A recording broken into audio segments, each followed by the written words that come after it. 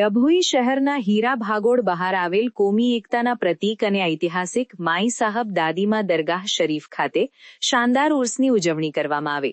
ડભોઈ શહેરના હીરા ભાગોળ બહાર કોમી એકતાના પ્રતીક અને ઐતિહાસિક માઈ સાહબ દાદીમા દરગાહના ઉર્સ પ્રસંગે શહેર તાલુકામાંથી મોટી સંખ્યામાં શ્રદ્ધાળુઓ પધારેલા અને પોતાની મનોકામના અંગે દુઆઓ ગુજારી હતી। ડભોઈ શહેરના હીરા ભાગોળ બહાર આવેલ કોમી એકતાના પ્રતીક અને 600 વર્ષ ઉપરાંત ઐતિહાસિક માઈ સાહબ દાદીમા દરગાહ ખાતે 2 દિવસીય ઉર્સ ઉજવણી પ્રસંગે મોટી સંખ્યામાં શ્રદ્ધાળુઓએ હાજરી આપી ફૂલ અને ચાદર ચઢાવી હતી અને પોતાની મનોકામના પૂરી થાય તે માટે દુઆઓ ગુજારી હતી। ઉર્સ પ્રસંગે દેશ વિદેશમાં ભારતનું નામ રોશન રહે અને ભાઈચારો અને કોમી એકતાના દર્શન થાય તેમજ ભારત દેશ પ્રગતિ કરે, દેશમાં અમન ચમન રહે તેવી દુઆ ગુજારવામાં આવી હતી।